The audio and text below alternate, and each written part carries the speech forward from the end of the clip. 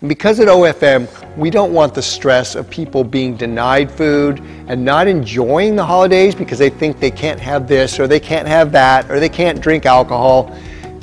We don't take any of that off the table. I want you to enjoy. I want you to do this in moderation. So while I'm on the topic of fasting, when is a great time to fast? Well, of course, right now is a great time to be doing fasting because we're in that holiday thing. Thanksgiving's already come and gone, so we're right in that middle of those, triathlon or run club or cycling club parties, work parties, social gatherings, family get-togethers, where there's too much food and oftentimes too much of the wrong kind of food, plus a little bit of alcohol. And because at OFM, we don't want the stress of people being denied food and not enjoying the holidays because they think they can't have this or they can't have that or they can't drink alcohol. We don't take any of that off the table. I want you to enjoy. I want you to do this in moderation. Play the drink out. Don't have so many Christmas cookies. Play out the appetizers and start on your protein with the fat portions and your non-starchy vegetables before you get to the carbs. And again, converse, engage with others during these times over dinner so that dinner plays out and you're not just rolfing down your food. Okay? I want you to enjoy that, as I said, during these things, but that makes the holidays a great time for fasting. Because when you do have these events, if you can skip other meals, that helps to moderate that overflow of calories that we're taking in during the holidays. And once again, regarding fasting during the holidays, don't make the goal to stay weight stable.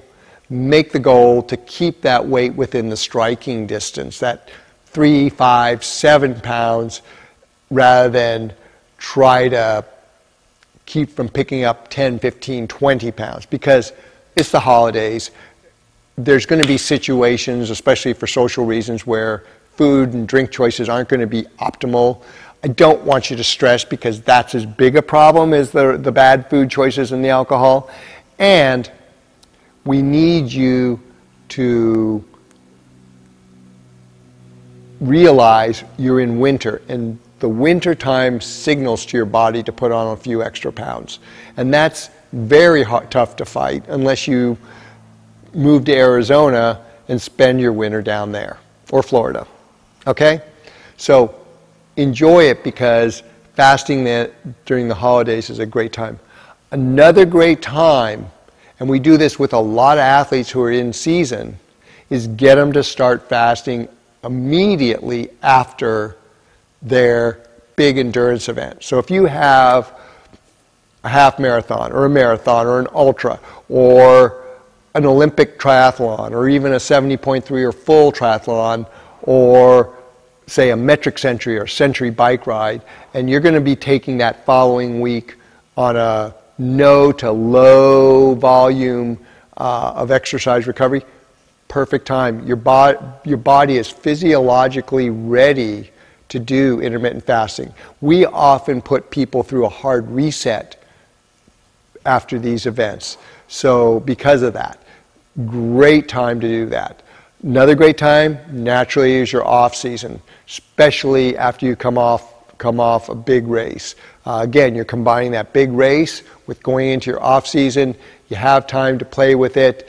You don't have to have the demands of all the workouts. Very important. Another time would be exactly that, when your workout schedule, when your training load is really low, because training is a stressor. If you take that stressor off, it makes intermittent fasting a whole lot easier. So these are great times to do that. You can also do that with family vacations where you're doing low volume exercise and getting that body going, signaling the body to recruit that energy from your own body fat, because that's what it's all about.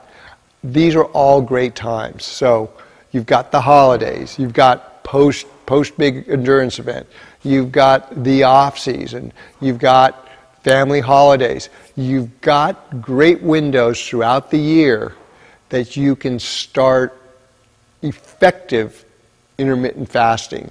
That means starting with a window that is doable for you, because talking to you here, you're an individual. I don't know if you're coming from a high-carb camp, a keto camp, a paleo camp, a Mediterranean camp, or you're getting off the couch. All these things play into what that fast is going to look like for you.